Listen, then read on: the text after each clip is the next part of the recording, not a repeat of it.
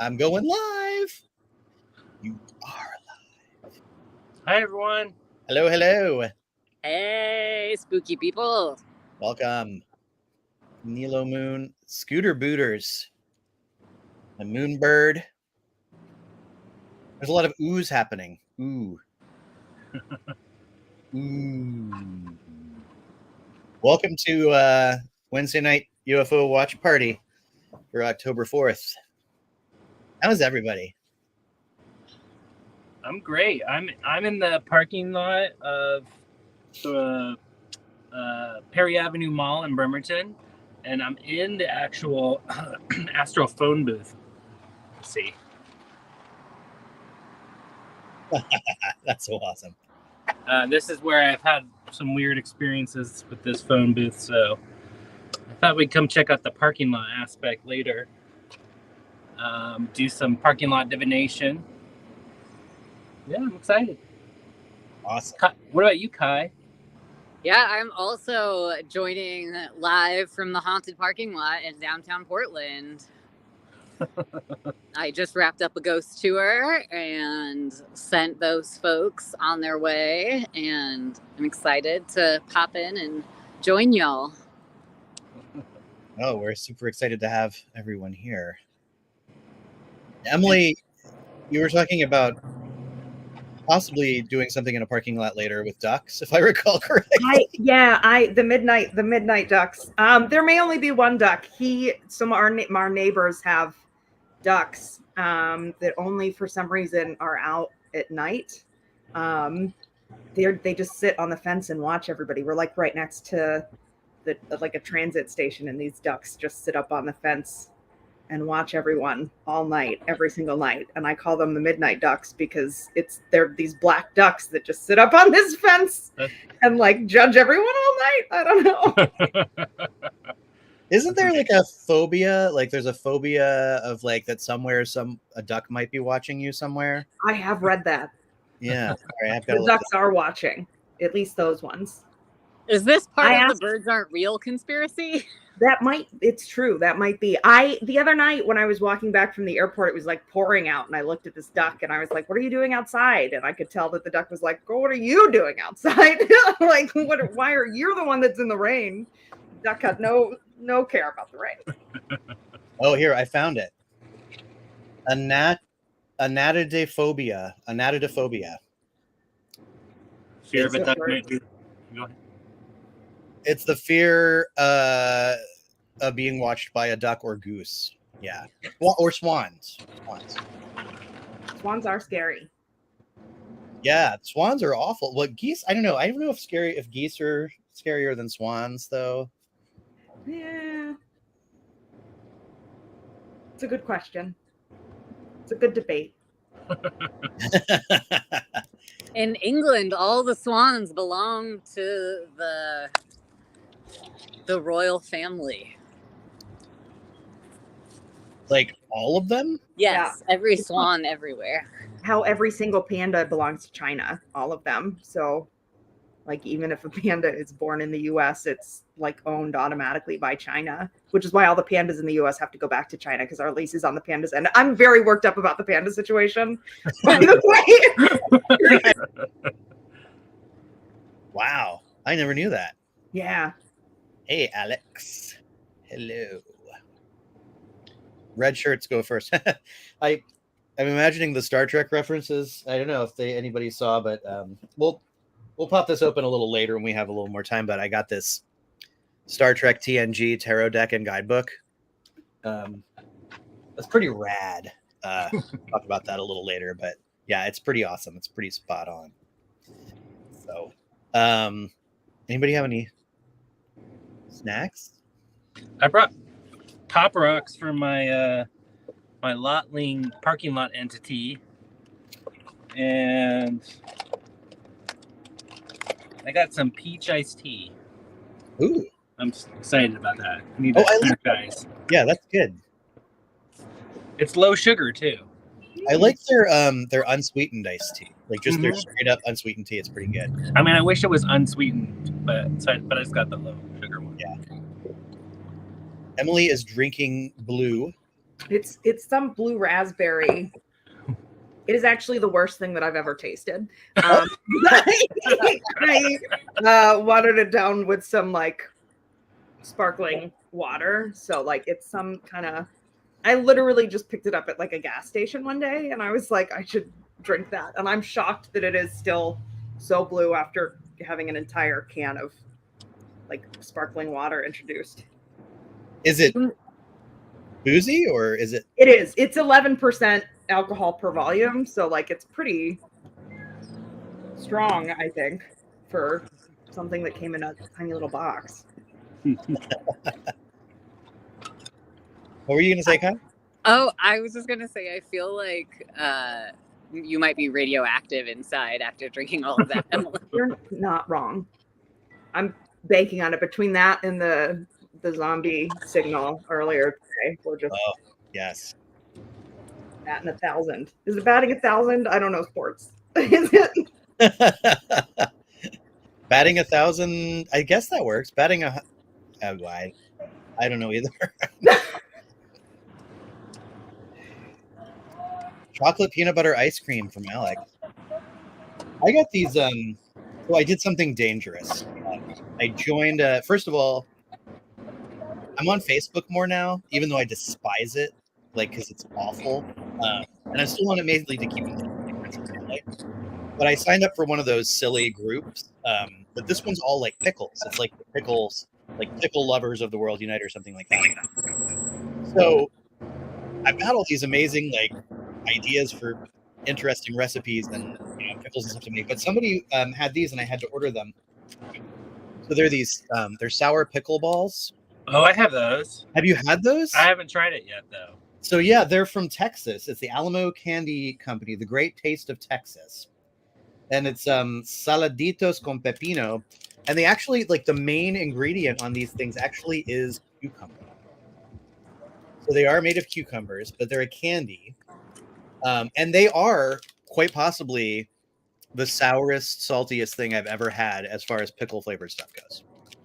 Wow. Do you just put it straight in your mouth? Or? Yeah. I mean, I just eat it. And the thing, though, is that is that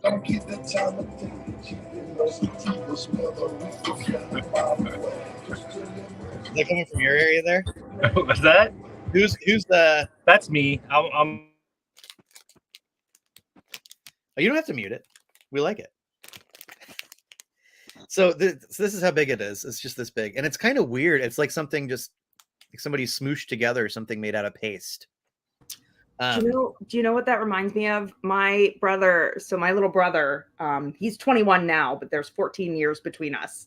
And when he was little, he thought this was the most genius thing you could do. He would take a fruit roll up and he would line gushers up down the center of the fruit roll up, and then he would roll them up into the fruit roll up and like fold them. So he had one giant massive like candy. And that's what that makes me think of.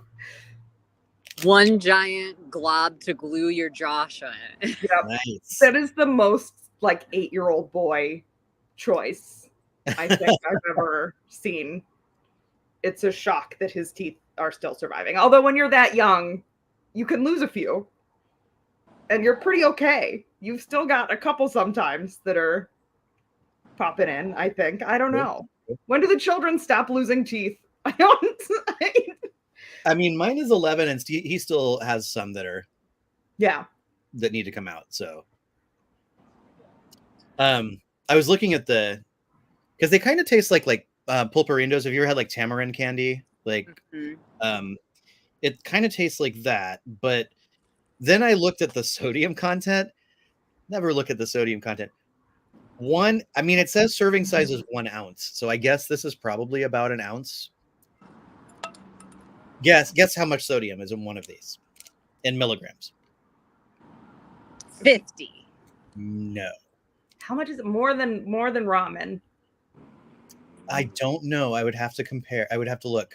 Ramen is definitely up there in content. Yeah. So one of these has 1,080 milligrams of sodium. So that's more than ramen. If you eat a full bag of these things, you're getting like You may as well just be eating rock salt. Like just What I'm hearing is you have discovered the greatest backpacking candy of all time because it's replenishing your electrolytes and absolutely pleasing your taste buds. yeah. So ramen is definitely a salt mine, but I can't like too much salt is no good for me. So I kind of nibbling on them. But they're delicious. They're really good.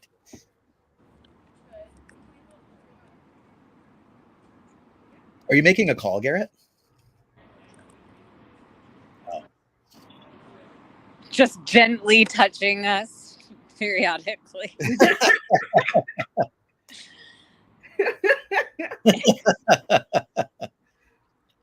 Well, tonight is our parking lot party. So I don't know. Does anybody want to? Garrett, do you want to talk about? Well, I think Kai only has a little bit of time, and we were talking about maybe doing a spirit box session right there in the parking lot. Yes. So I brought my spirit box. This is an S box from the ghost detector folks. It's a cute little toy. It's just one of those that sweeps through radio frequencies. So we'll turn it on and see if we can't talk to somebody. S box. Scanning FM.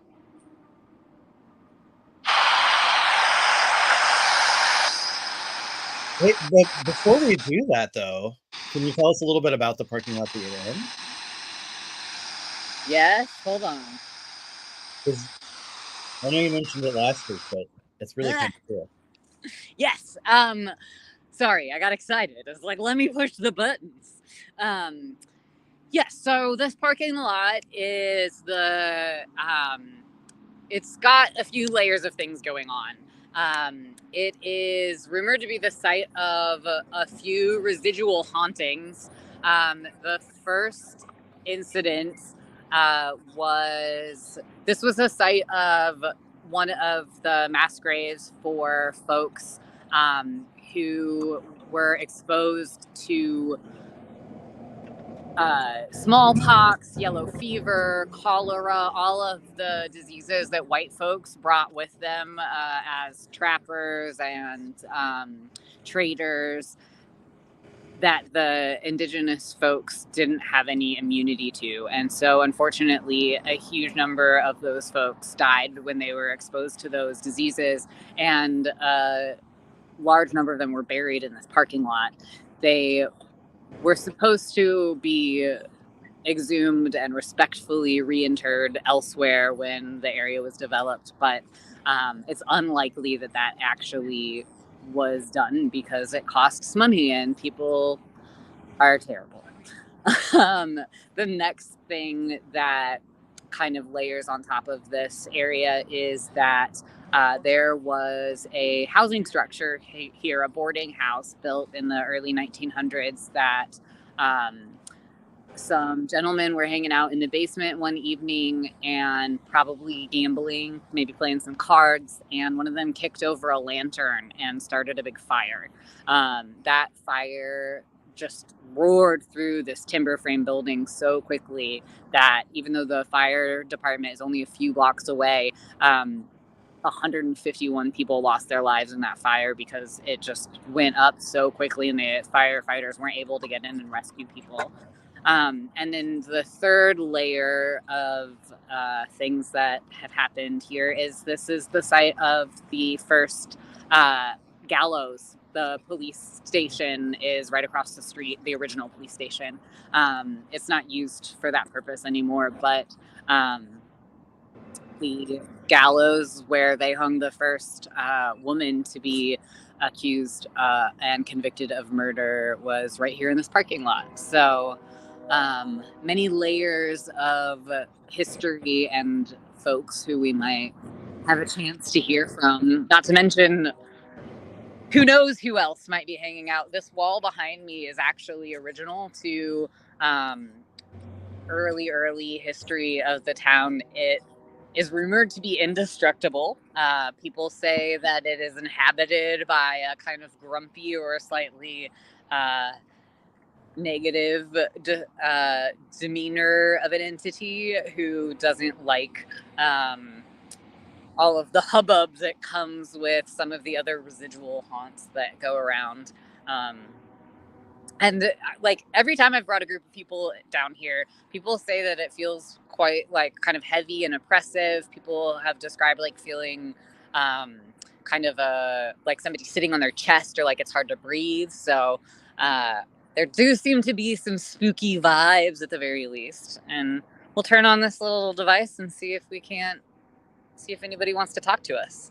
And feel free to post questions in the comments. Xbox. Scanning FM.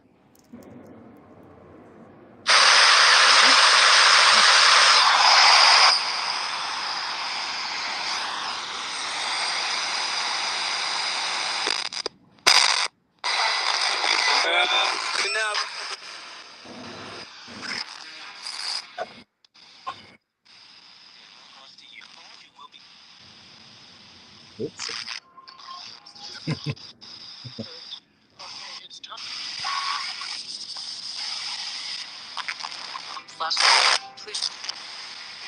I heard plot twist.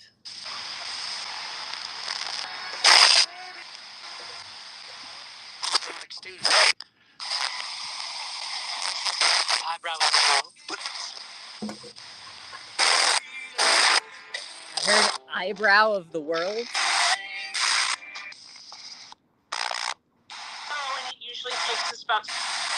Can we speak to the entity that lives in the wall?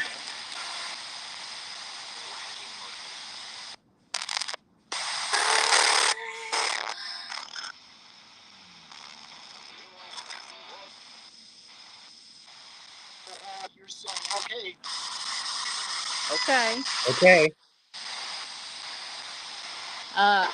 I'm gonna go get another group of folks to tell spooky stories. Do you want to tell me anything I should know before I leave?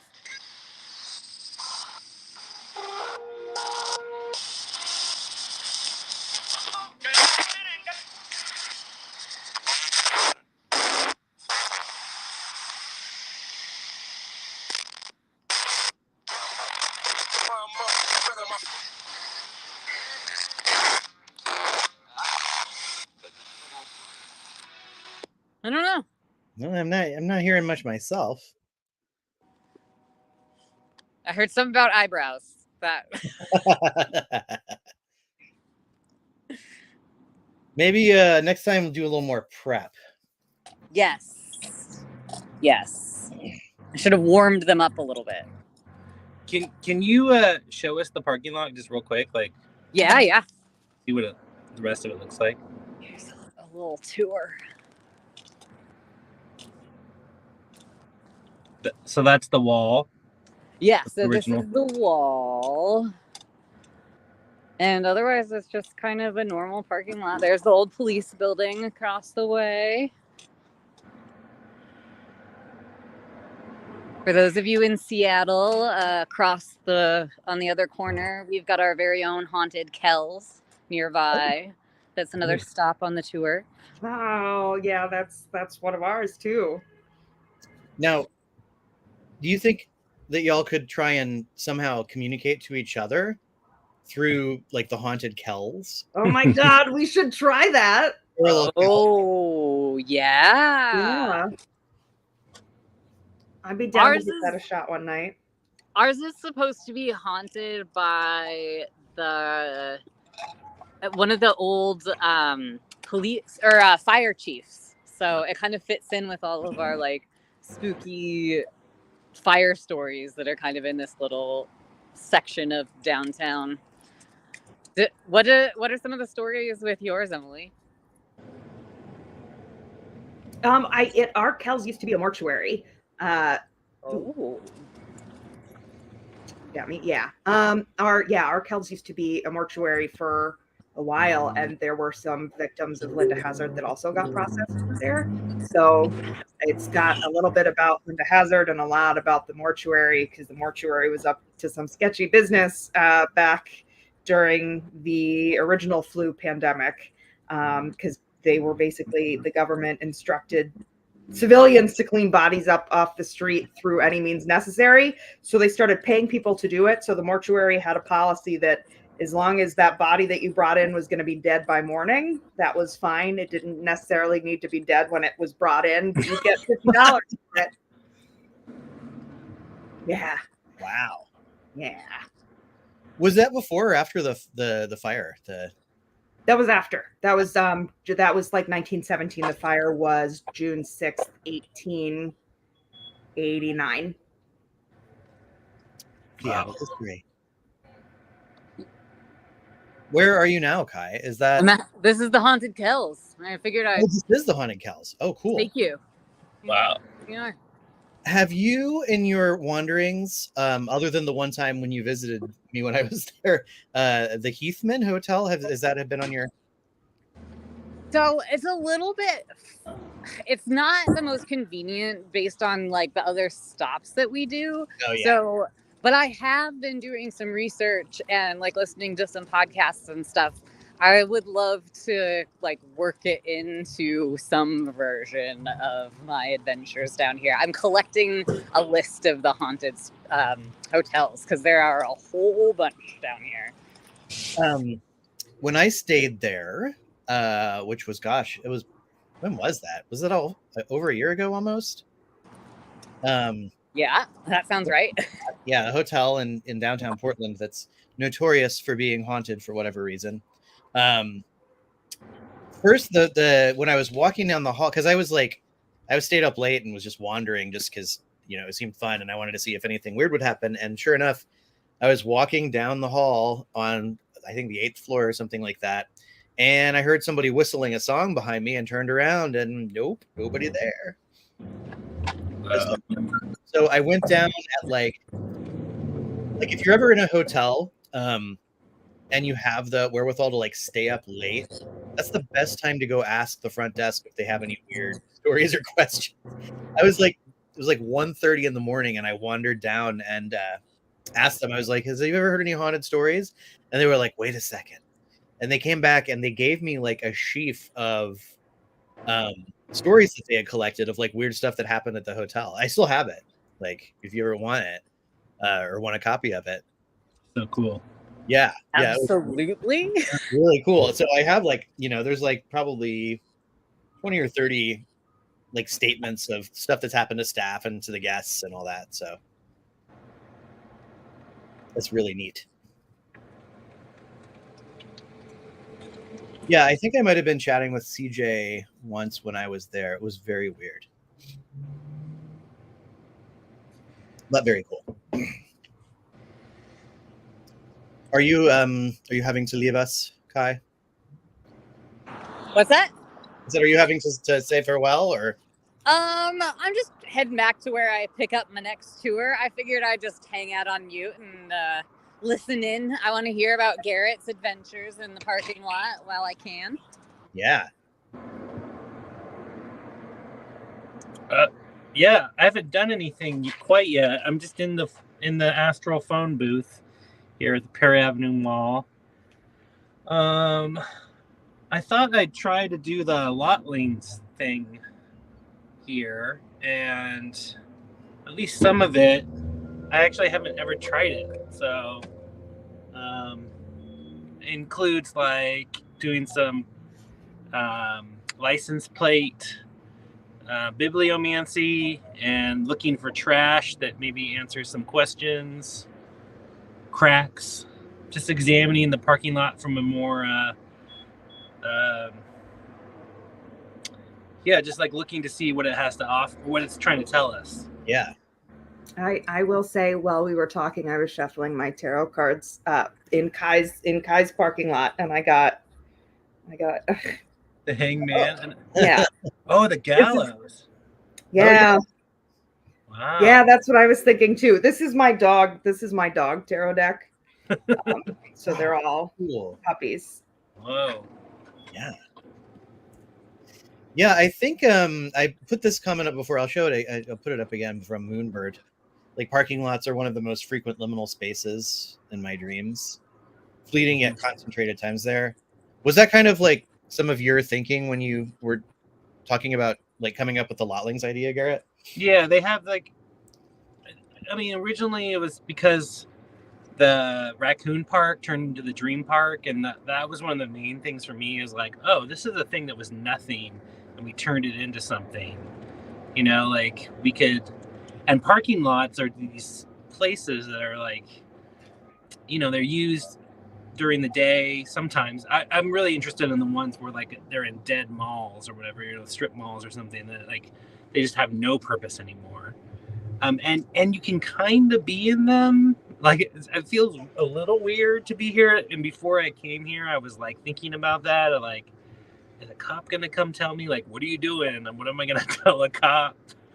Like, oh, I'm just talking to the parking lot entities. Don't pay no mind. And I don't know. I know that I think the guy in the gas station here is like, what's that guy doing out in the in the telephone booth? But kind of, you can kind of be in them, you know, especially at night, and they have an eerie feel sometimes, or just like because they have like such a weird purpose. I don't know. Like, and I also think, you know, it's a little bit of ad busters in me that's like, fuck the parking lots, and like, you know, like, you know what I mean? Like, they've kind of like, you know, put asphalt down on the land, and it just seems like gross. But like, maybe we can reimagine them and like think of them in more magical ways, and like also give people like this feeling like, oh, we can interact with, you know, like, despite the fact that they've done this, we can interact with those places. Yeah. That's kind of what I'm wanting to do, I guess. That's an awesome comment. Yeah. Place we always go to but never intend to stay. Right. Yeah. You're setting an intention of making it more than that just by being there.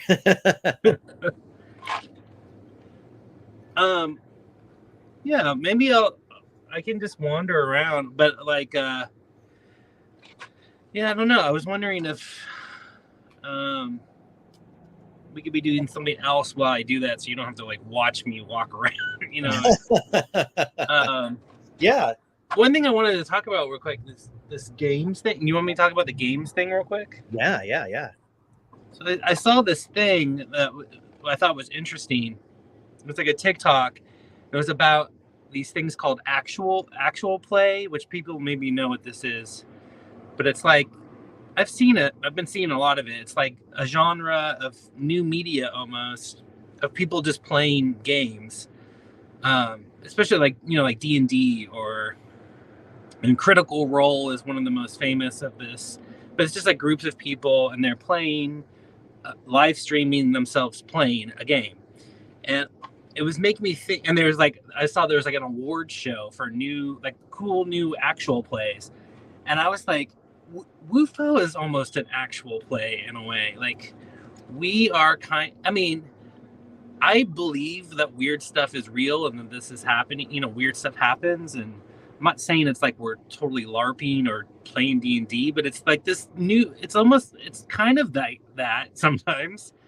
And it's, you know, so I just feel like, I was just wondering if what we're doing is kind of like actual play.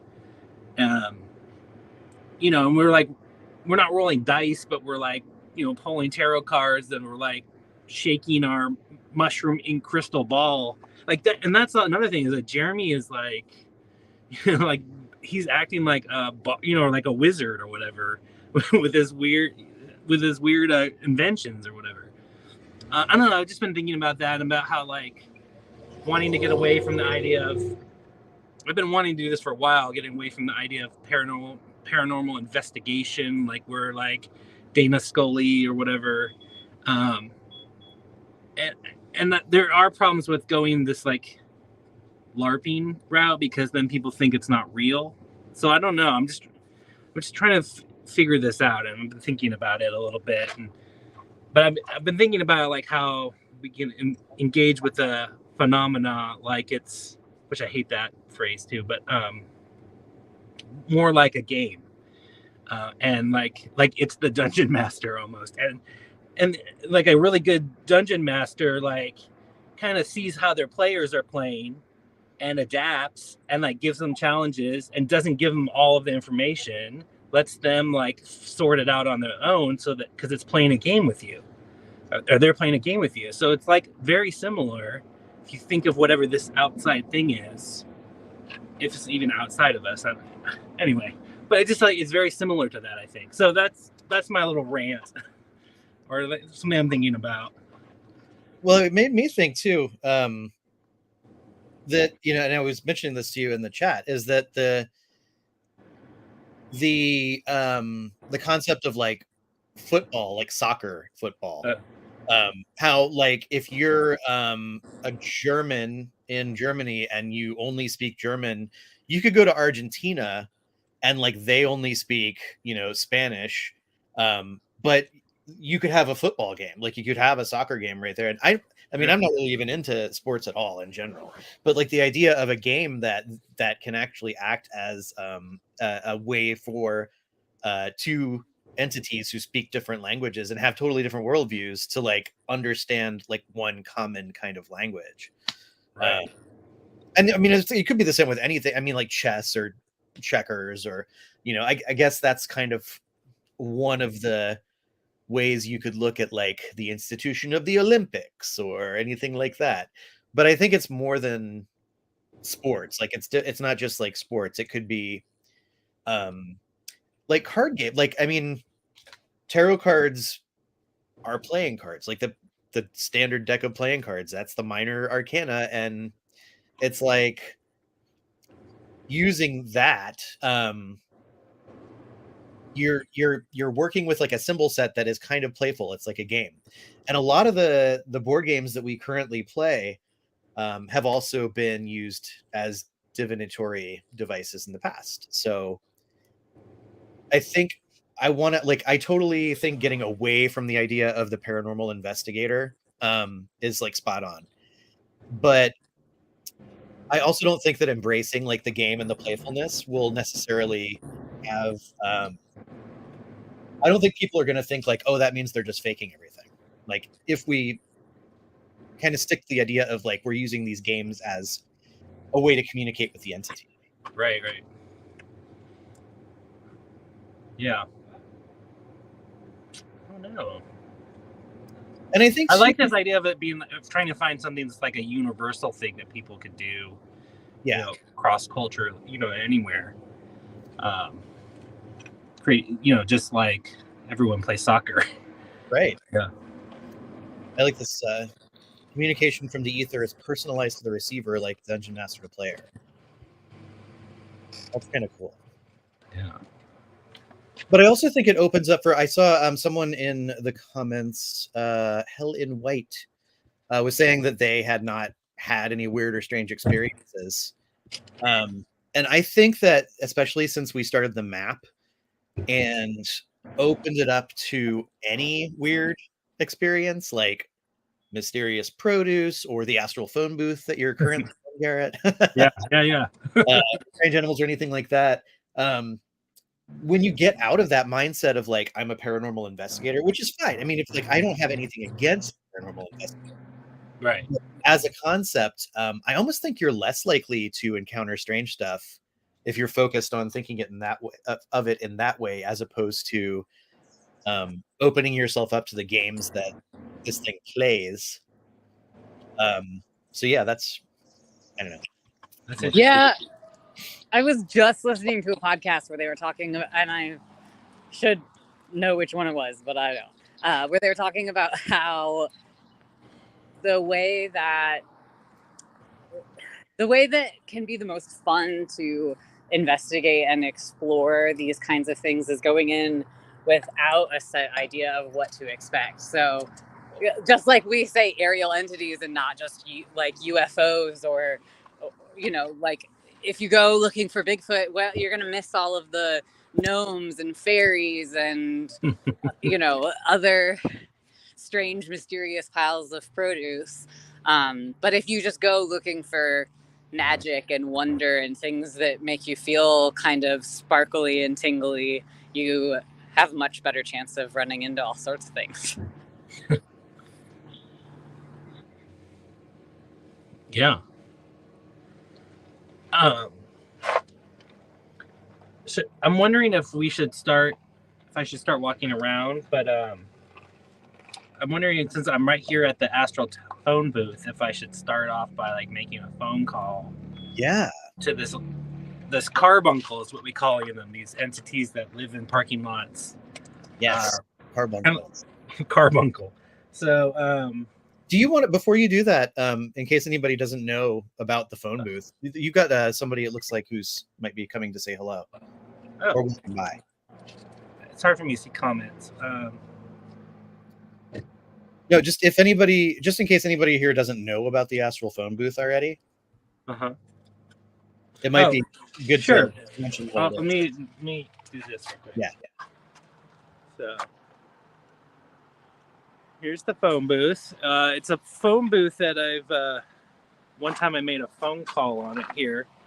It doesn't actually have a dial tone, but I just called it and I said, if there's any astral entities out there, and ultra dimensional beings that want to reach out to me, I'm ready to take your call. And I made like a dumb TikTok about that. But then I had a weird experience later where someone had a dream with me in it, where they were basically told me some of the things I had done the day before. So it kind of felt like, to me, it was the response from this phone booth. It was whatever was on the other end of this line saying like, I can see you and I'm responding to you through this person who lives in Indiana. Her name's Holly.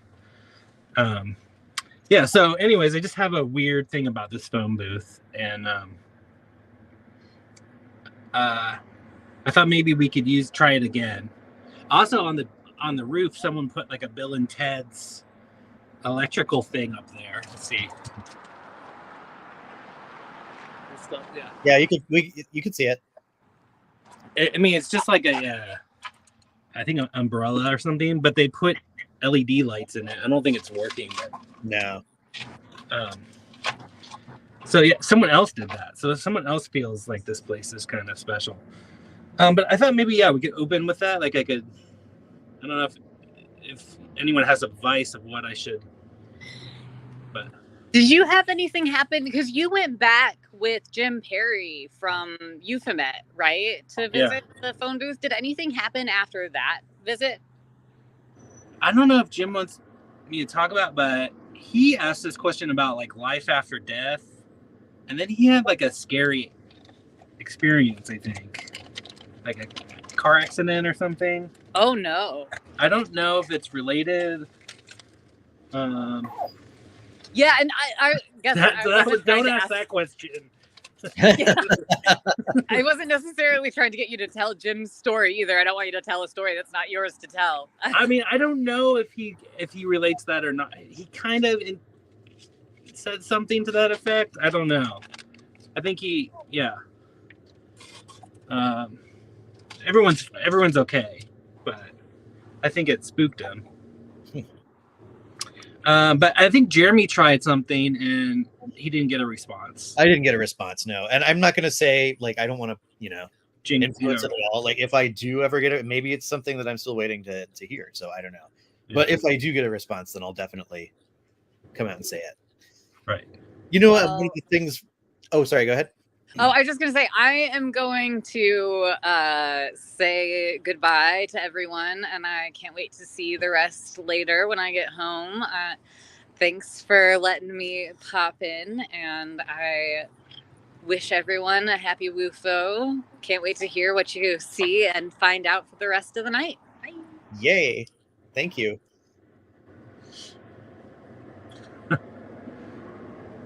That was cool, though.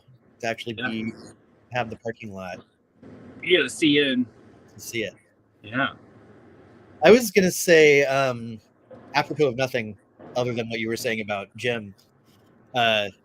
conceptually, to me, like going down into the basement of a haunted house in the dark is like not really that scary to me. I'm way more put off by like being like, I don't know if I would be comfortable doing what you're doing right now, Garrett. Calling random phone. No, being in a parking lot at night. Well, why for that? But that's the thing, is that like I kept thinking like, what is this saying? And it applies anywhere. Like it wouldn't matter if it's like a parking garage in like downtown Seattle. Something about the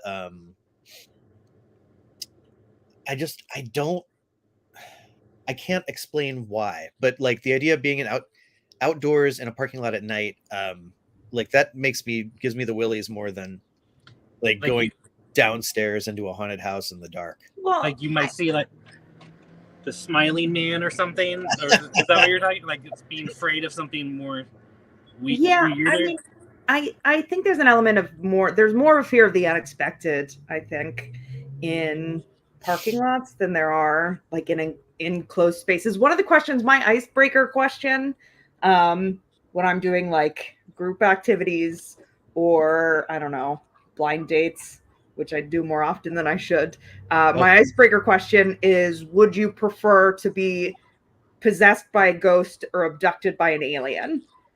And my answer across the board always is I would rather be possessed, because I feel like I've seen enough horror movies that I know exactly what that would entail. But if I got abducted by an alien, I have no idea what would happen after that, or where you're going, or like what. There's just so many questions that like the more unexpected something, the more of an element of unexpectedness there is, the less control you have over the situation. And I feel like there's much more control in a haunted house than there is in just a parking lot, because you don't know who's going to come through. Right. For all you know, Bigfoot might show up, which would be fine, but it could also be some dude you want to meet. It might be like the carbuncle, like are used to being ignored and mistreated. Yeah.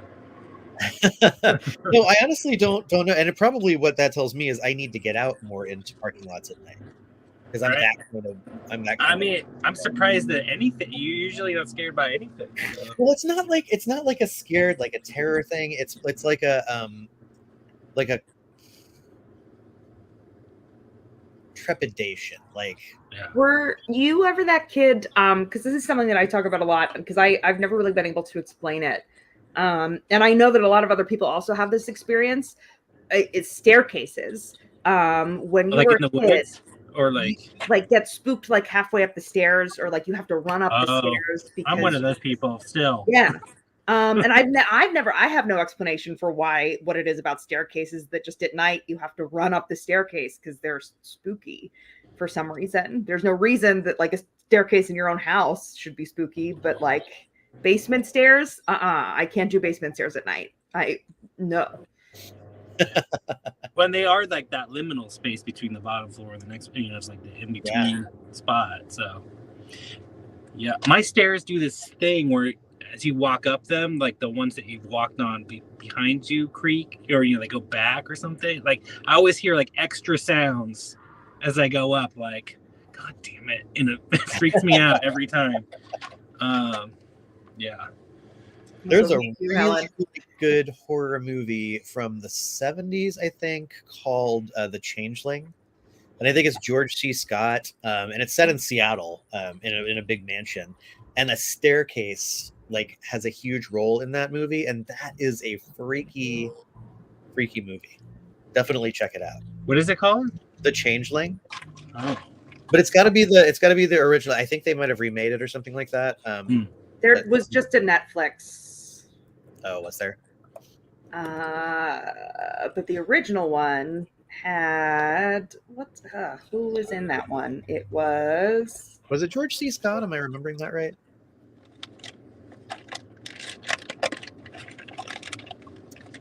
Yeah, that's true. TV and films love like doing horrible things. It was, yes.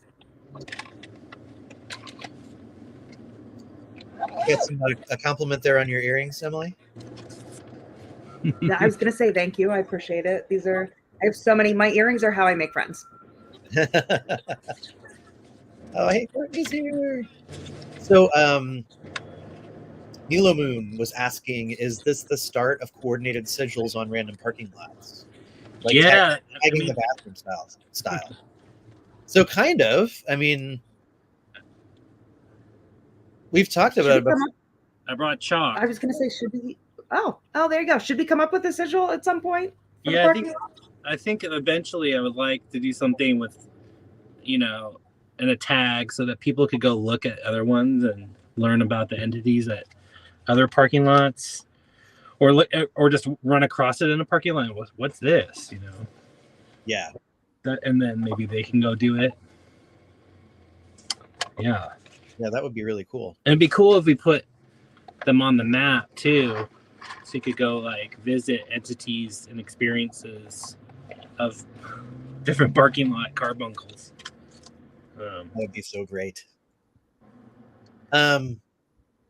CJ suggested something that might be worth doing to start. Make a call to the carbuncle, introduce yourself, and ask if they want to play liminal lots with you. Okay. That totally tracks. I think it's good to ask the yes or no. How are we going to determine yes or no, or like the answer? I don't know. Flip a coin is always a yeah. Well, one second. I need a second. Or asking it for a sign, like do something. Okay, let's try that, and I'm gonna pick up the phone. Okay, I'm gonna dial just the numbers on the calories for these pop rocks. Yes.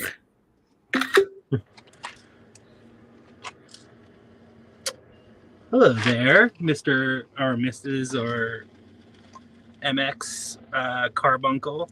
My name is Garrett, and I'm here at the Perry Avenue Mall in Bremerton.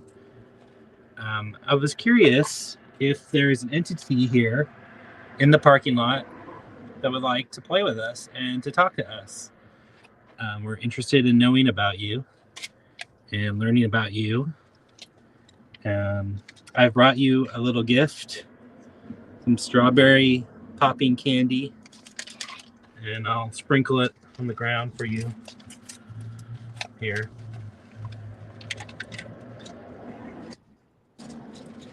And if you do want to play with us, could you give us some kind of sign to let us know? And if you're not interested, you could also indicate that as well. But anyways, I hope you had a great day. Get back to us. Okay, thanks. Bye. All right. So that's how good I am on the phone usually with anyone. So now we wait, I guess. I don't know.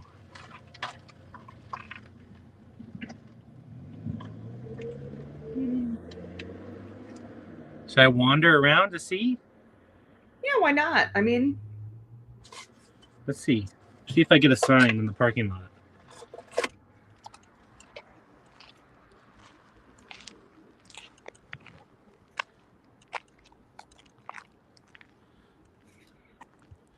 Okay.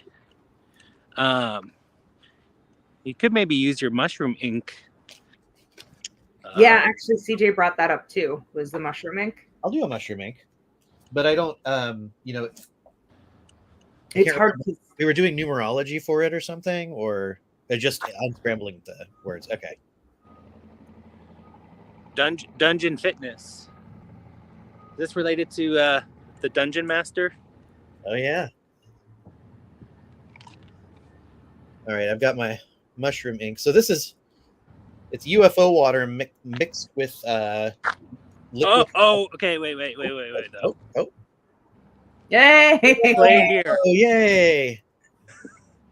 That's it. I think. Yeah. No question. It has the. Wow. That's like a total big hit right there. Yeah. Okay, I think we're good. Sorry, I'm gonna readjust real quick. Yeah, no, that's good. That was totally a hit.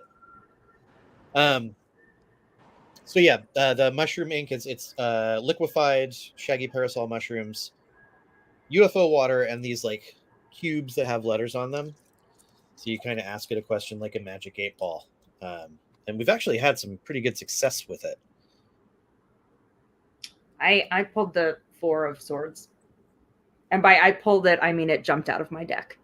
Ooh. So Can you tell us more about that card? I'm still learning tarot a little bit, but from my search, it's mainly about like telling you to relax and to rest a little bit, and to like take a break if things have been tough. So maybe the parking lot just wants you to chill.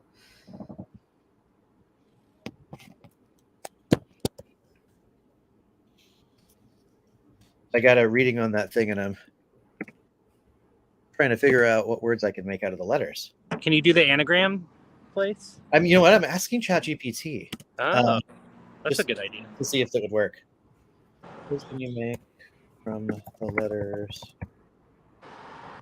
LQFTCHSHJTOUY?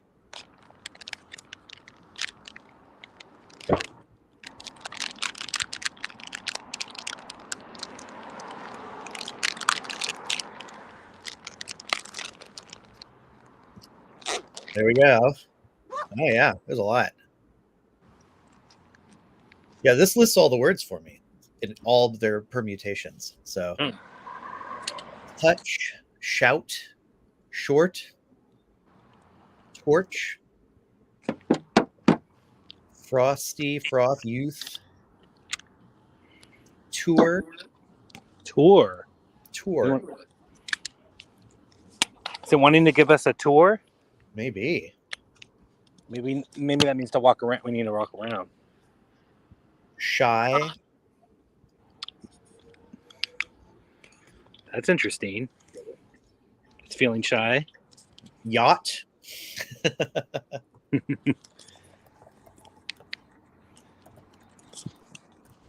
Sorry.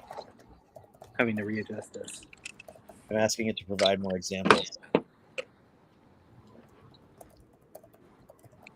Short.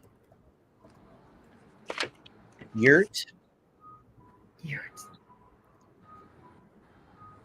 Churro, if we slightly bend the rules. I'm okay with that. Yeah. Chorus. That's good. Huh. Okay. So the first part of this is to figure out its name. Or the name that it wants us to call it. And I have different methods for that. One of them is to look for adjacent businesses and take the first letter of each of them and then anagram what we're doing right here. So I could do that. Yeah. Or I could just look for some graffiti that maybe is the name. So is there one or the other? Illicit churros. That's funny. That seems like something that would come out of the mouth of a llama. Well, churros are also snacks, which is one of our themes here on WUFO. So, yeah. I like the businesses idea. That's kind of fun. Okay, I'm gonna walk around and do that, and because it seems like that would be like the energy of the place would be represented that way. Right. Okay. So there's a C here for Chaos Bay. It's gonna take me a minute because there's a lot of business right here. Yeah.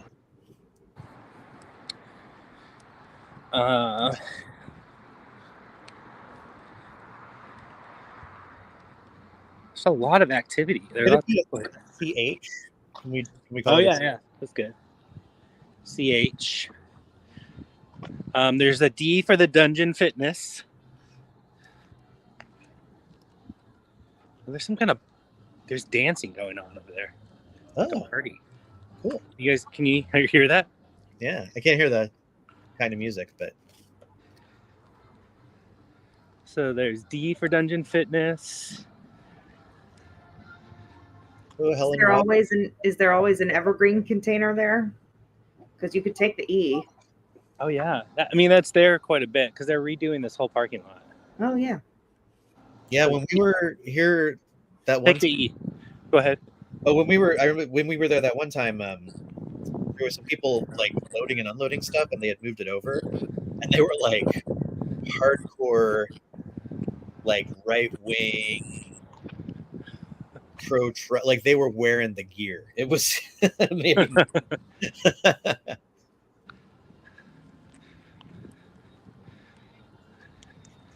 Oh, Erica saw Larson's.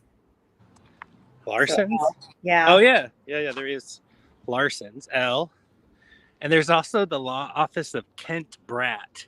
Kent Bratt would be a cool name for a carbuncle, I think. So K. Uh-huh. I used to work with a lawyer when I was still doing bodily injury. He's a lawyer, I believe, in Oregon. His name is Jason Voorhees. And I always wondered if he did that on purpose. He was a personal injury lawyer named Jason Voorhees. Wow. So far we have CHDLKB. Okay. What's the name of the gas station that's right there? I have to go look. So there's a D for defensive driving school, another C. I'm looking for more vowels. Should we be looking in strictly in English, or should we be looking in other languages? Like, I just ask this because from the little that I've learned of Welsh, like Welsh has a lot of consonants that are strung together as opposed to vowels. Or like, are there other languages that we should be mixing it in? Yeah. Off the table. Did you say N? No N. I didn't see an N. But there is island flavors. There's a Filipino lumpia place right here. So I. And then this is another I. This is Iglesia. It's a church of some kind. So that's another language, but I'm just looking to see what kind of words we can make out of the ones we have so far. I think that's a good set of letters. You want to try that and mix it up? Can you list the letters again? Yes. CH T L K B D C I F I.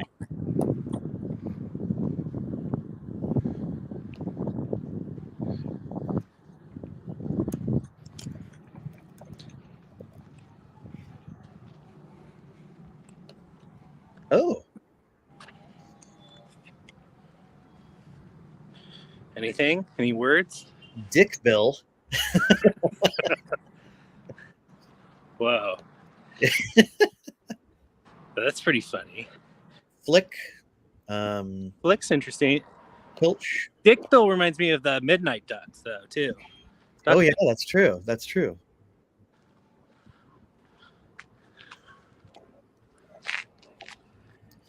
But it doesn't have to be a word. I mean, it could just be a name. So we don't have too many letters. Yeah. But if we just did it, I mean, you don't have to have like vowels you can really make up. Usually. If you're looking at like magical names, often they'll consonants. So you could try it that way too. That's a good idea. Ask ChatGPT to do it with any vowel. Okay.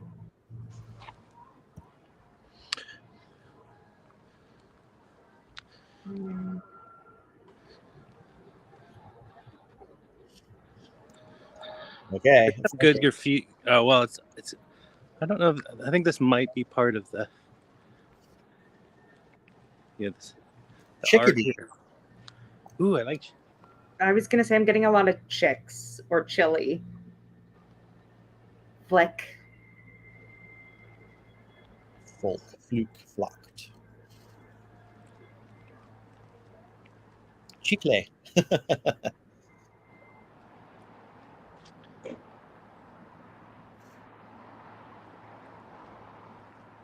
Is this Chick-fil-A right here? What's that? This. Is this Chick-fil-A? Does The it say? chili. Is that what it says? No. I just was wondering if these are pictures of them. Of Chicle? Yeah. Chicle it's like chewing gum. It's like Oh yeah. What do you think? What name feels the most? I kind of liked Chickadee, to be honest. Mhm. Chickadee.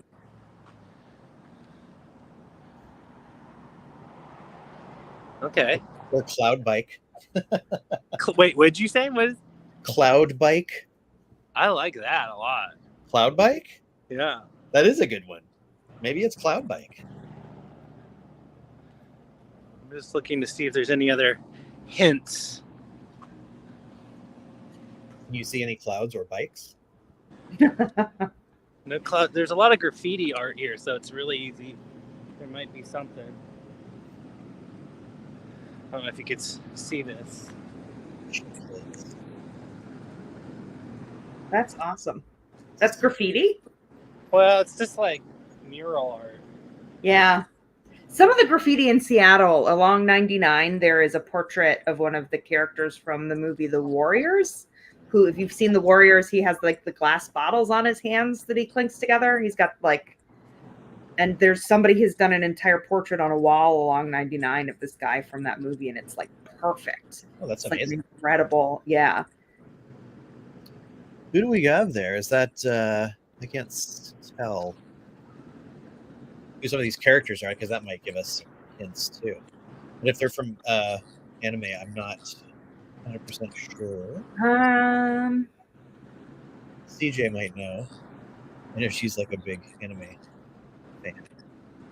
I like it, I just don't know it as well as.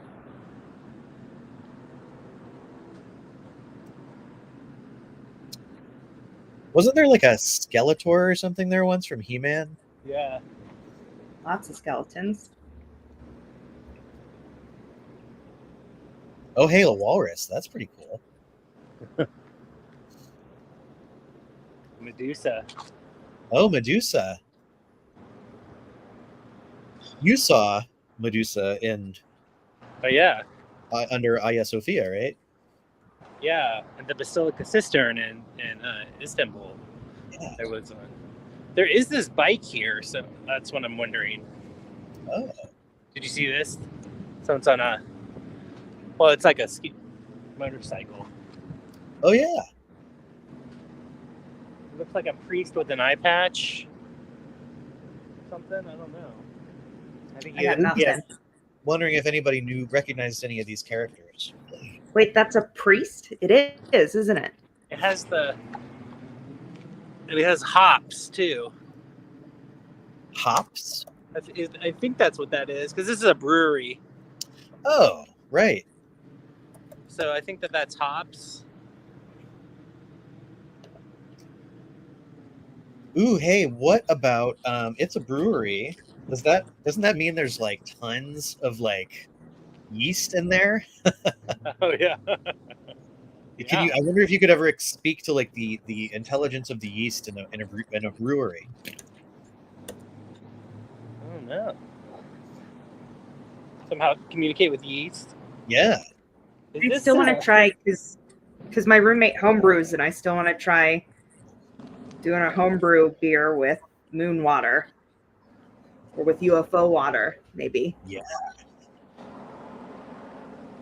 Is this calendula or I can't tell.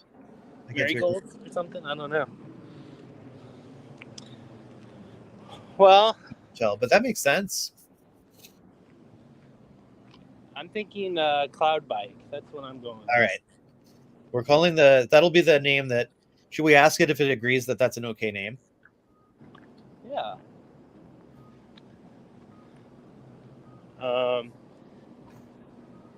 So, if you want to communicate with us, we're wondering if we can go ahead and call you Cloud Bike temporarily. Well, I hear someone talking.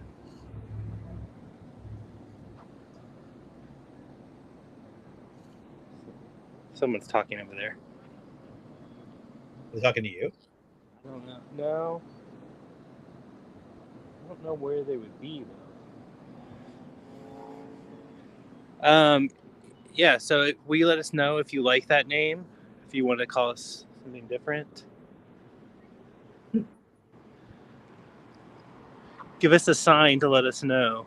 Ooh, is that the Skeletor on the behind you? Yeah.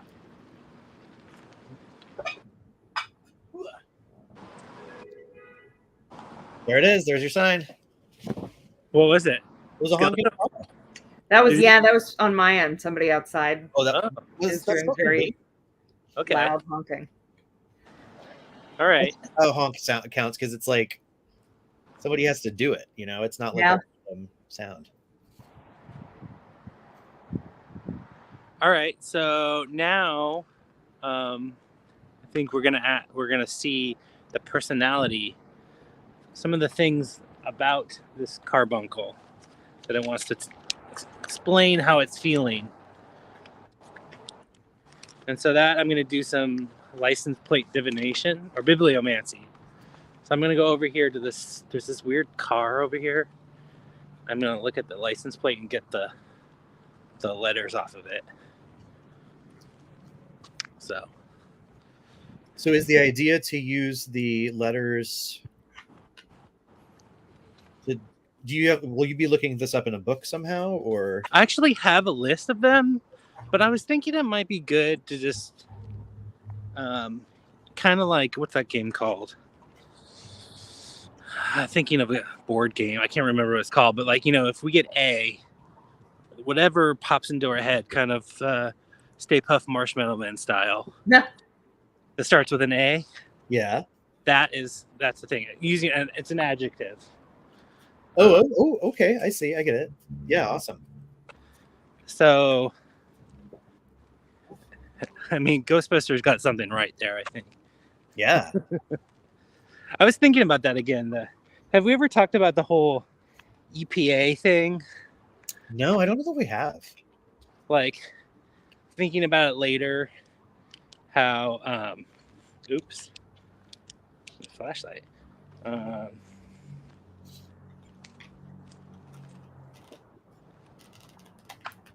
You see something? Yeah. D9 and 6B are the two we're going to use for that. 9 and 6B. Okay. So I was thinking about in Ghostbusters, the bad guy for a little bit of it is this EPA guy. And where did this come? I don't remember. Someone may have also hinted at this too. So I don't know if this is, I can't even remember if this is like an idea I came up with or someone else said it. But the EPA guy is the one who like says, hey, you can't be keeping all these ghosts in here, and then like makes them turn off the electricity, and that's when all the ghosts disappear. And he's kind of presented as like this jerk and the bad guy, but in a way he kind of I feel more aligned to him now as I've gotten older, because this idea of like trapping ghosts and like putting them in prison, is kind of messed up. And also, yeah, it just feels like not the right way to interact with them. It's also interesting in that it's the Environmental Protection Agency and not like a bureaucrat of some other kind. Yeah. And the whole idea of like maybe these entities are so like healing parts of the environment, and the Ghostbusters are just there is recklessly trapping them and over like them, ghost broing them. Yeah, totally. Who would that fall under? Do you think it's more likely to actually fall under like Fish and Wildlife? Right, totally. right. That's really good. Yeah. I don't know. That's a great question. But I totally agree. Like, because when you start thinking about, I don't know if you ever saw the cartoon, Oh yeah, I remember. Yeah, which was really good. Like I loved it when I was a kid because they had all these H.P. Lovecraft references. Uh-huh. That was back, before I appreciated what a racist bird that guy is. But so back then that was really cool. But they had this concept of like humans could accidentally get sucked into the machine, like the device, and it was like a virtual world that they had built for these ghosts.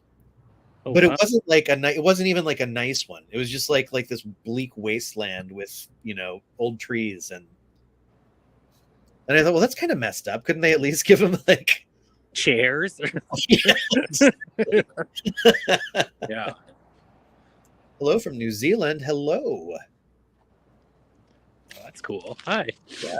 What time is it in New Zealand? It's opposite us, right? I don't know.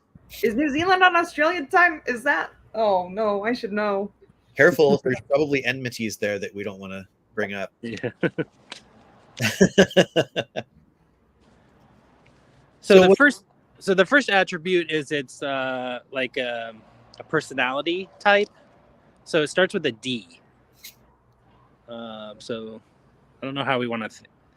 Did anyone clear your minds? Anyone?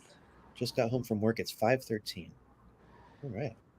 Anyone have a D word for a personality type?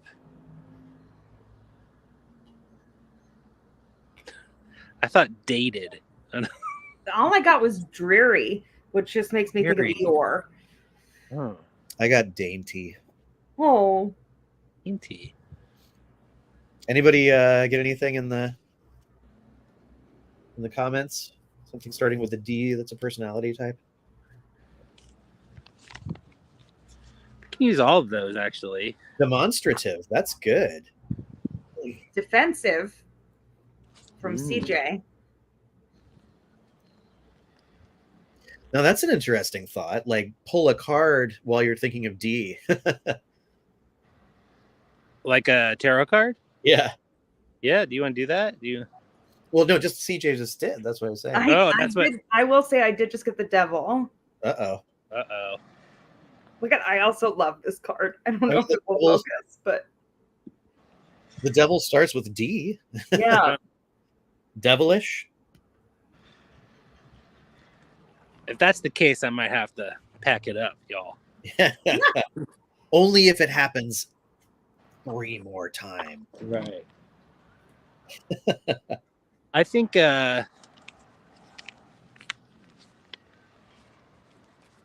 this Star Trek deck is weird when you get out of the major arcana. Because I just got like the one of like that Klingon weapon. What is it? Like the one? Battlelith? Yeah, something like that. Something like that. I don't know. I once had a girlfriend who was very into Star Trek, and she brought me to one of the newer Star Trek movies, and we were sitting together, and she's like, "Everyone here thinks that you brought me along, but it's really I dragged you here." And then we were sitting there in the theater. She's like, "Does anyone know how to say fire in Klingon?" And she's like, "I know someone does." She was like talking very loud in the theater. She actually knew like some Klingon. It was pretty awesome. Modern conventions, as we know them, were actually started by women who basically just wanted to trade Spock fan fiction, and that's how conventions started. So these women, when Star Trek was a thing, all were writing like Spock fan fiction, and they would just get together because we didn't have the internet back then. So they would like get together in basements to trade their fan fiction that they had been writing. And that is how Star Trek conventions actually started, is because they had these meetings of all these women who just wanted to trade fan fiction specifically about Spock. And it has sprung forward from there to now us having the huge convention culture that we have within those spaces. So it's all thanks to women and Leonard Nimoy. Yeah. That's so she's the one who got me into it. I was reluctant, but yeah, she was totally pushed me, and it was, I'm thankful for it for sure. Yeah. She got a Picard tattoo. I almost got a Worf tattoo. Oh. Were you still? Was it you who were saying you were thinking of getting Jadzia Dax's spots. Oh no, I wouldn't do No. that. I don't think. No, But I but think still, they're cool. one of the best characters ever. Oh yeah. Yeah. Totally.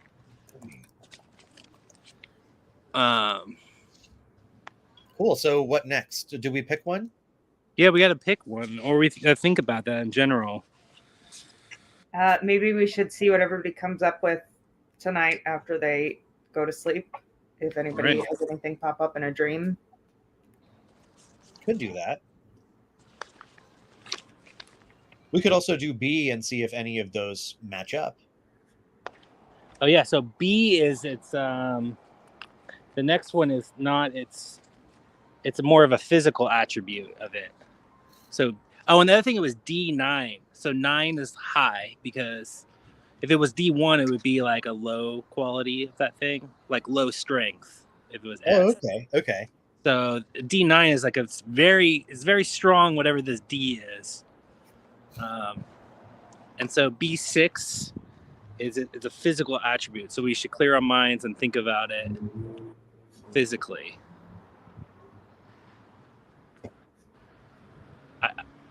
I thought bedazzled. I don't know if anyone else has a thought for B. Got physical. I don't know. Bright would count because bright. Well, I think that's. I did also think blue. I thought buff. I like buff and dainty together. That's cool. Buff makes actually sense because it has the dungeon fitness here. Oh yeah.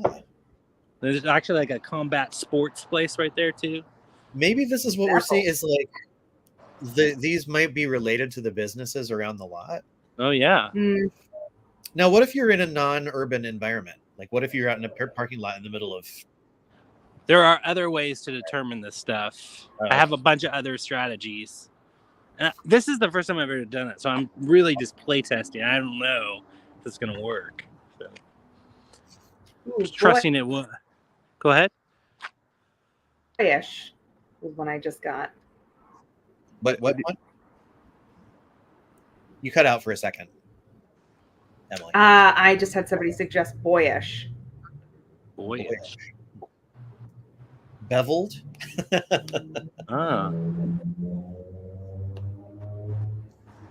CJ also got bright and the Six of Pentacles. Let's do bright. Let's say bright. Butts. Okay. So bright, I think. Yeah? Yeah, bright. Yeah. So going back to the D's. I'm going to disappear for just a second, but I will be right back. Okay. All right.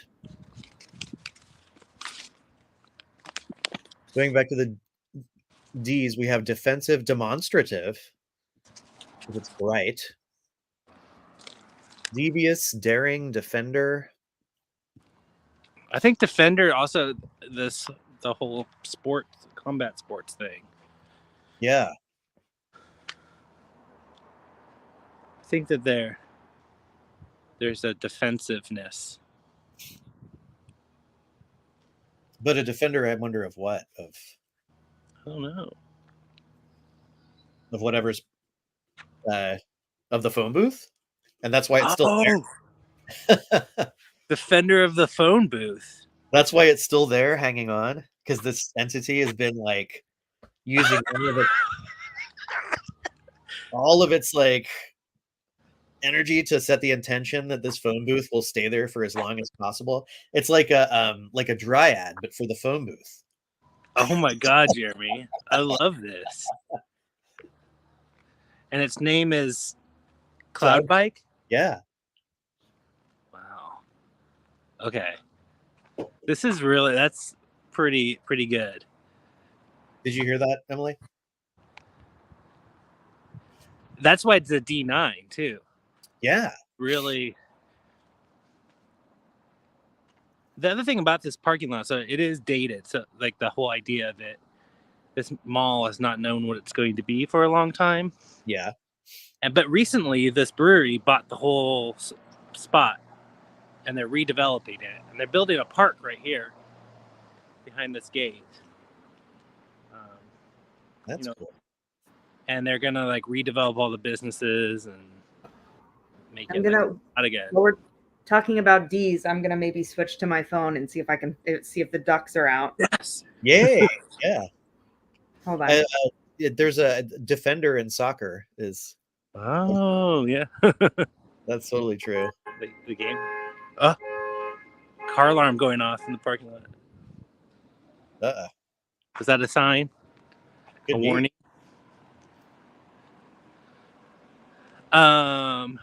Okay. Did you see that crazy car? Oh, Erica wants to know if you saw that crazy car next to Chaos Bay. No. Just now? Is there a car? I didn't notice it if there was. Someone wrote that? Erica did. Oh, Erica.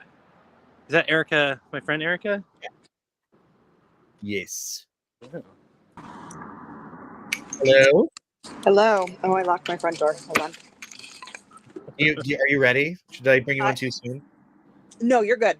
Okay. I'm gonna close your other window. Oh, maybe not. Yep, there we are. Okay.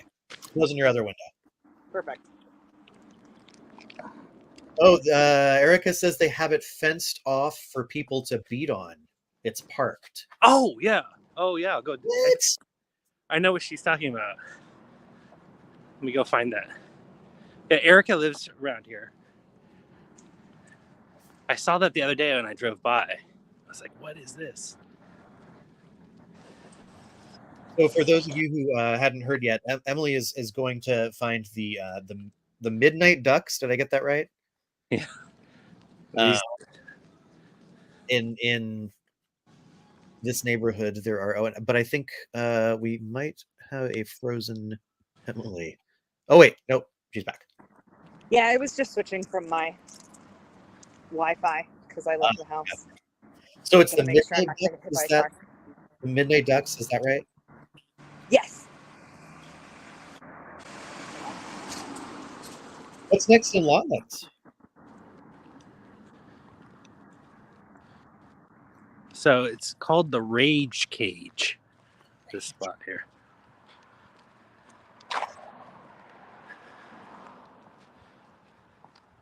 What the what? You see this? Yeah. And you could just go in there and like I don't know. Hear me. baseball bat to a car?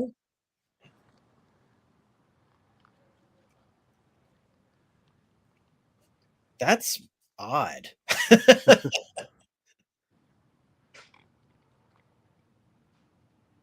Is this a trend? Like, is this like the new hipster trend, like axe throwing? I think it's been a thing like, what's it called? There's a name for them. Like, yeah, I don't think they're called rage cages. There's some other word. There's So just like let out your aggression. Rage there's rooms? rage rooms. Yeah. So the ducks are not out yet, but as you can see, I don't know actually if you can see that. Someone has left them bread. So someone else is trying to lure out the ducks. Normally they're out by like 10:30. So maybe I'm just too early for them. So these are real celebrities. They are. And they're black ducks, is that what you said? Yeah. That's amazing. Wow. You know, one of the tenets of permaculture, according to its founder, was that you don't have a slug problem. You have a too few ducks problem. Oh yeah. There you go. If you find a coin, you should use it in the phone booth. Just Ooh. Okay, I'll keep my eyes peeled. Yeah, the next little segment, I need to look for some trash. Let me look again. Just check my notes. Yeah. Might wander around and look for that.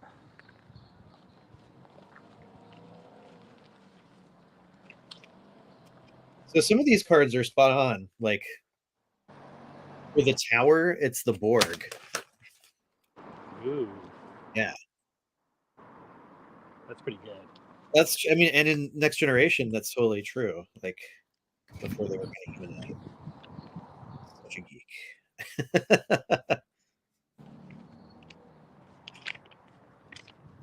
So I'm just going to do this trash oracle real quick. Okay. And so this is about the central struggle of the entity here. So that's what we're going to use to determine.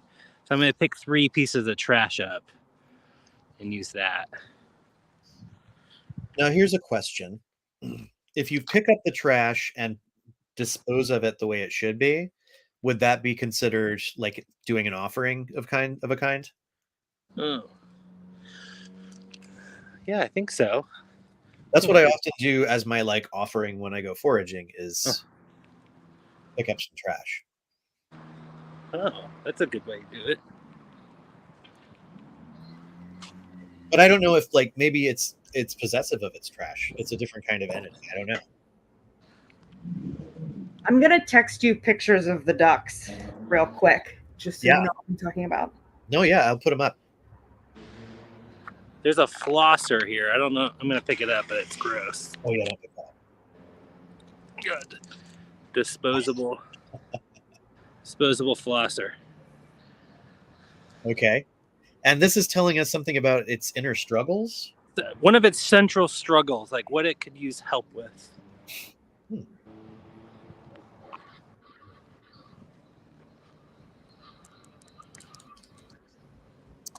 Even the parking lot spirits can't get a dentist appointment these days. Right?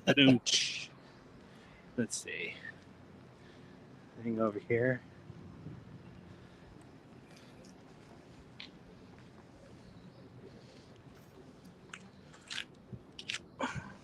So Business card.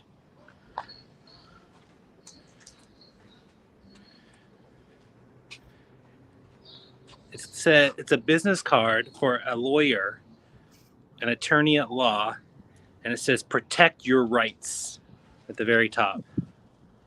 You know what that means. We're getting a lot of lawyer talk tonight, I feel. Yeah. Yeah, this is not the same as Kent Brad over there. Oh, Protect your rights is also like defender, kind of. You're right. Okay, let me see if I can pop these guys up here. I also got, so I got that, the flosser. I'm not sure what that means. And I got this strip of paper that is red, white, and blue. is it the French flag? What The French flag? is it? Wait, hold on, wait. Has this at the top, so I don't know. The French flag is kind of those colors, yeah. I'm just thinking of Les Mis. Well, everything has to relate back to musical theater for me, or I won't get it. This water bottle just like fell or something. Also, I have texted you duck pictures. Did you hear that? Yeah, what was that? This water bottle. That's the water bottle? It's like I saw it just moving here, like, and I heard it hit the ground. Did you guys hear that? Yeah. Like I just heard this. Yeah, I heard that. But there was no one here. I don't know where it came from. I just saw it moving. Huh. There's people down there, but they're a little ways away. I can hear people too. Like, well, there's the church thing is still going on. Oh, okay. But those people are, I don't think, could have done this. That's weird. Huh. Purified drinking water. Are you by the laundromat? Yeah, by that laundromat. Yeah. That was weird. That was very strange. That is weird.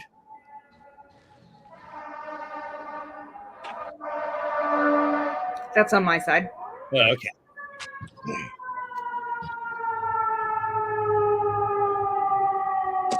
Maybe Cloud Bike is thirsty after playing defense. Yeah, what is that? I wonder what that means. So Huh. it seems like protecting the rights. Yeah, defending something. The I phone think booth. that to me that feels like more of what you're saying, that there's some entity here, Cloud Bike, that's a protector of that phone booth, a defender of it. Even Cloud Bike has trouble staying hydrated in these trying times. Well, I'm just gonna leave it there. So Yeah. I might do a little circle with my chalk. Yes. Oh wait, this is interesting. Wasn't chiclet one of the words? And these are like little gums. Chicle. Yeah. Oh yeah. I think that's what that is. Like a wrapper for little gums. Yeah, I think so. And also that's like teeth and flossing. I don't know. Mouth. Yeah. Talking, communicating. What's the next? Is there another step? There are other steps, but there's a lot, and I don't know if we want to keep going on this track or not. We do like one more. What do you think? Sure. I mean, it's up to you. Another one's just looking at the cracks. You see, there might be another one. The cracks in the ground. Yeah. Or also, there's just like looking at the layout of the, which way the lot is oriented. Yeah. Like north, south, east, west. Right. So the car's by the phone booth. And the phone booth is kind of our focus area. And is that east? That is east, yeah. So the cars are parked mostly, well, by the phone booth, you park facing north. So that has to do with wisdom and mystery, the intellect. Kind of makes sense for a phone booth. Yeah. The mystery phone booth, yeah. Yeah.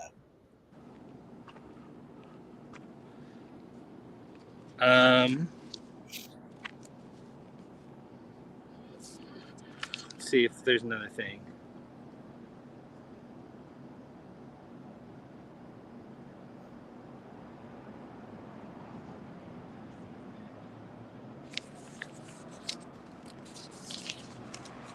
I think that rage cage is really interesting too. It's like this newer thing here, and it's this contained anger. Yeah. Almost like some kind of what's the word I'm thinking of? Like some sort of ritualized like what kind of energy are you getting out there if you've got like, I'm gonna beat the shit out of this car? I mean, yeah. On the other hand, can I say that I would not ever want to try that? I can't. There's part of me that's definitely like, I can hit a car with a baseball bat. You could do it once? I could do it, yeah. But it wouldn't be out of like this, abstract anger or rage at anything in particular. It just sounds fun. Right. Let's see. Get those duck pictures up. Are there duck pictures? Yeah. Open them. Oh shoot. I'm gonna look at the cracks over by the phone booth and see if there's anything there.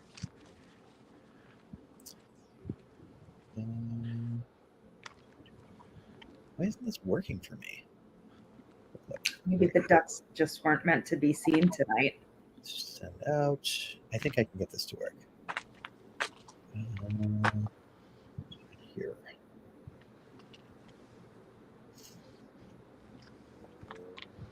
Okay, I know what I'm gonna have to do.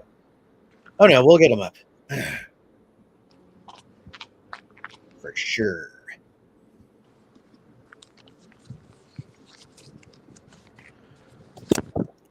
Those are some interesting looking ducks, I have to say.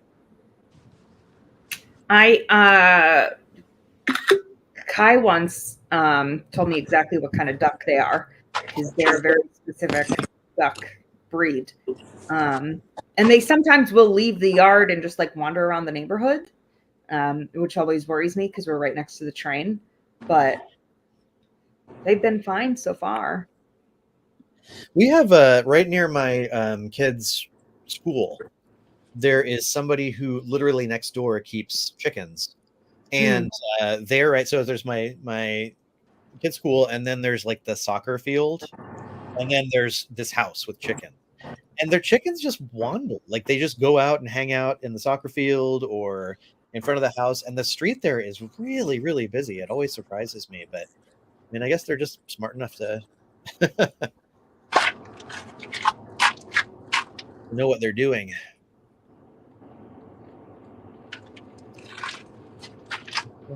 I am also looking for, before I show it, I have to talk about the googly eye bandit. Yeah. Yeah, definitely do that. Tell that story. It's so good. But I'm looking for the, I had some actual images that I'm looking for.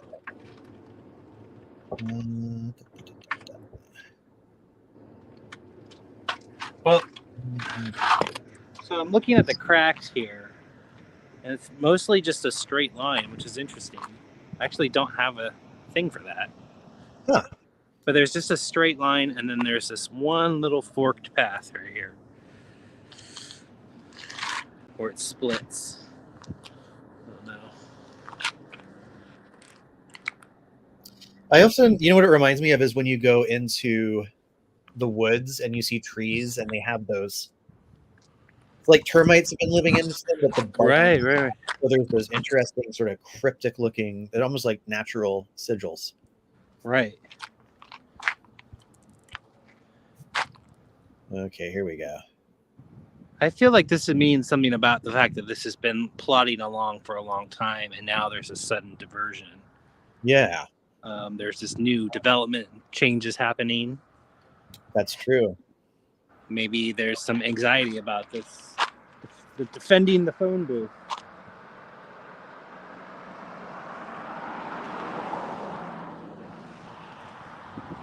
All right, I'm almost there. Bear with me. So I still think this dryad of the phone booth idea has legs. Yeah.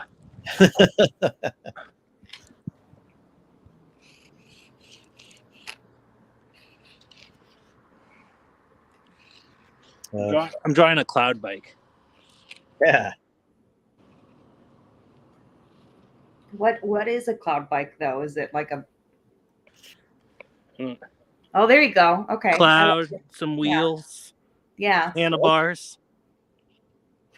Nice.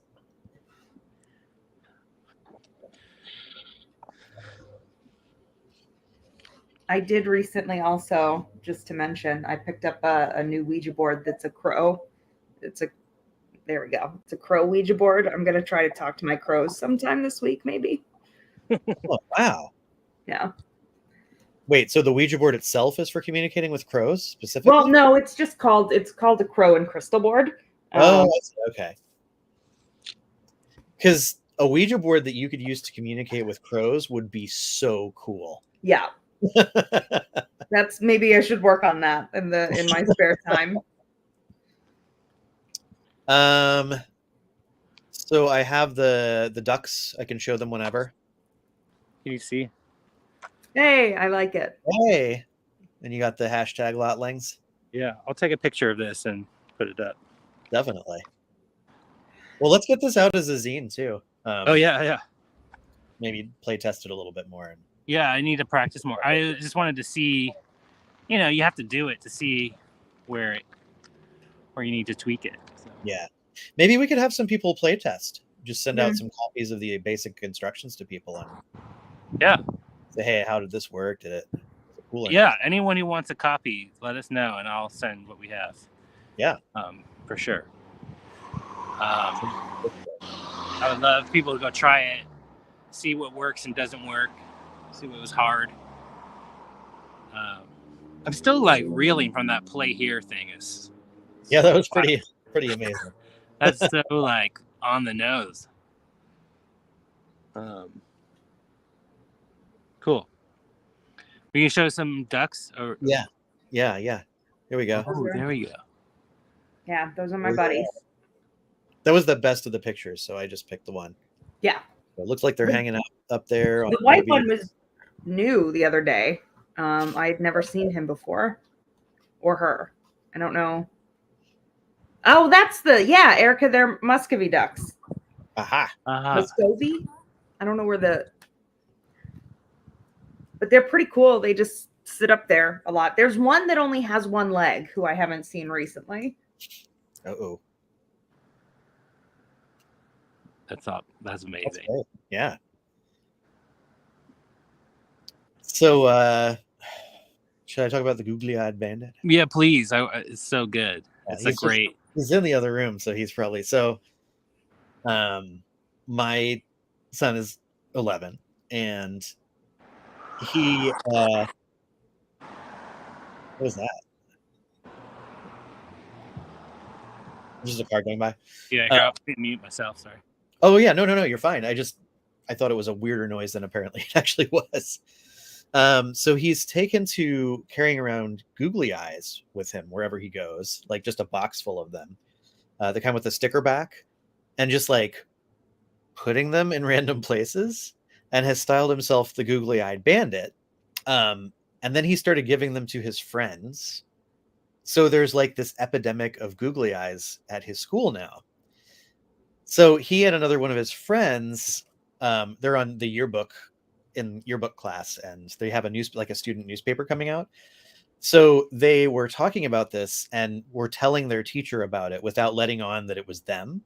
And she gave them permission to do a story on the googly-eyed bandit, and gave them a camera and said, go out and do interviews. And so they're working on this.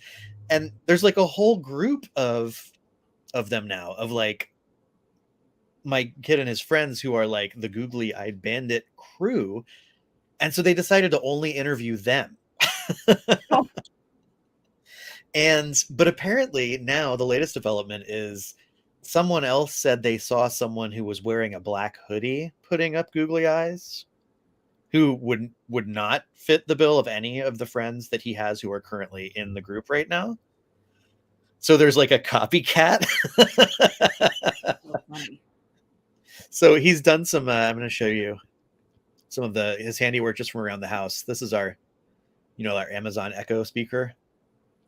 Granted, this one has a nose and a mouth too, but, and then we found this weird piece of driftwood, and there's like an eye in every single one of those little holes. Oh, that's a nightmare. Yeah. It's something from Labyrinth, like the Jim Henson, Brian Frood, or his name. And then, oh, come on. I know you can do it. Anyhow, there was one more. We have a calendar with the chicken of the month on it, and he had put googly eyes on the chicken. Pretty funny, but it didn't work. So anyhow, that's the whole story. But I think it's kind of cool too, because one of my older articles on animism was about how, like, if you put a pair of googly eyes on your clippers when you go out and you're cutting your plants, it gives them this like kind of more amusing energy, like this sort of you're sort of acknowledging them as a being. Mm-hmm. Which sounds absurd, but and in many ways is. But the idea that like now there are all these new beings appearing throughout the school and around our house, it makes me laugh. Oh, CJ. I love that he's in charge of telling the story, and like, is he totally playing it straight with the teacher? 100%, 100% playing it straight. That's so amazing. Yeah. I mean, because it's so funny, especially because you and I were doing like early clues, and it sounds like an early clues thing. We're like, It does. Yes. we are, we were doing things and then like reporting on, like putting out press releases and then talking about like, look at this press release, whatever. Like we did that. We wrote the press release. I will say, What's that? having met Nicholas several times at this point, he is definitely your child. Yeah, it's like, Absolutely. they pass down. It's amazing. Yeah. He's a good kid. He's like a really good kid. So I don't really have anything else. Is anybody? I like CJ's Dryad's comment, although it also makes me emotional. What was it? I'll put it up. They're very shy and their life force is tied to the tree. So if the tree goes, they go. Maybe Cloudbike loves the phone booth Dryad and needs to keep their friends safe. Oh. So See, maybe now, 2 entities. Now I'm emotional about the phone booth and the parking lot. Is that how bike is spelled? B-I-C? I was B-I-K-E, I think. Oh, is it? Okay. But I don't think it was officially decided. I don't know. Wow, that's interesting about the Dryad aspect of it. Yeah. I wonder what would happen if you started like a Save the Phone Booth campaign. Maybe that's what we're supposed to do. I mean, we got to do that. Maybe that's what the whole attorney at law and the mouth thing, being the mouthpiece. If the people in the brewery are the ones who like bought the whole thing up, maybe you could actually talk to them about it. Right. That's what I do. Phone booths are they're gonna come back someday. I mean, like phone booths are also great picture opportunities. I just feel like they are a source for togetherness in a way, because you could be somewhere random and you can contact. I don't know. I just think they're cute. They should stay. I'll write them a letter. Please keep the phone booth. Do you have a letter writing campaign? Yeah. But you could go in one day and just ask to see the owners and say, look, there's a Dryad in that phone booth.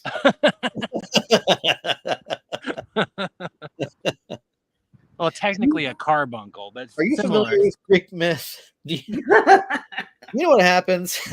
We can all go different days and tell them at different times and just act like we're not related at all. Yeah.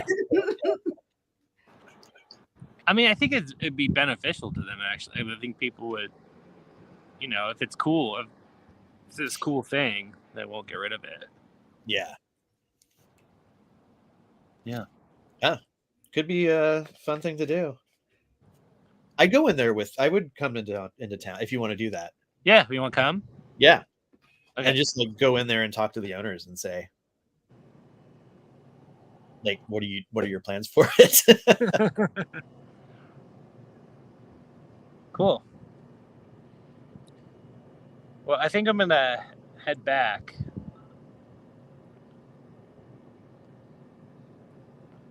One more. Oh, CJ's killing me tonight. The phone booth Dryad and Cloudbike the carbuncle. Man, I'm gonna see if I can come up with some fun imagery on Midjourney or something like that for that. And I know it's evil. Oh, with AI or something? Yeah. Yeah. We're trying to use it responsibly. I smell like s'mores all of a sudden. Oh. Huh. What's it smell? Do you smell like a burning marshmallow? Like Ghostbusters? Yeah. Or like a little puffy cloud. Yeah. Oh. No, I really have like that strong burnt marshmallow smell. Where's that coming from? That is weird. Weird. Stay puffed, man.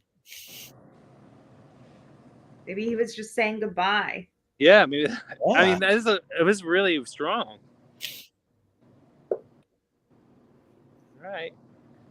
On one of our one of the older WUFO lives, 2 people in We were watching, both had this like smelled the same thing at the same time. Oh, did they? Oh no, I feel like I remember that. Oh no, you're thinking about the time that like one of them, someone has had the blindfold on doing the Estes, and they smelled a bad smell, and someone's cat farted in a different house or something like that. That's what it was. Yes. Yeah, their cat farted, and then the other person was like, "What's that smell?" Yeah, totally. Yeah, like across the internet. Pretty amazing.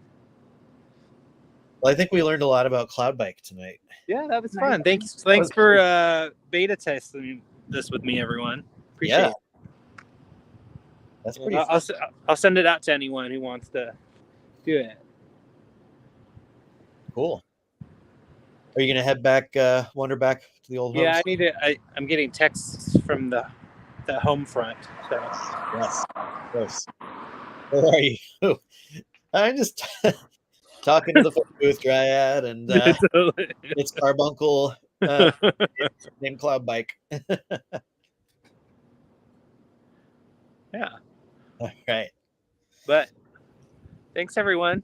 Thank you. In 2 weeks, you know what I think we should talk about in 2 weeks, as or at least mention for a little bit, is 13 Liminal Nights, Oh yeah.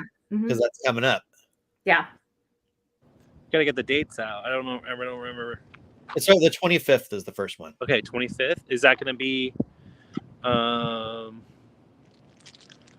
What day of the week is that gonna be? Let's see. Yeah, so 13 Liminal Nights is this like thing we do. The 25th is a Wednesday.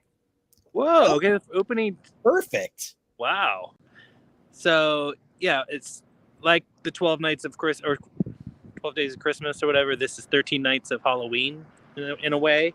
It's our own little thing, and start on 25th. And there's activities for every day.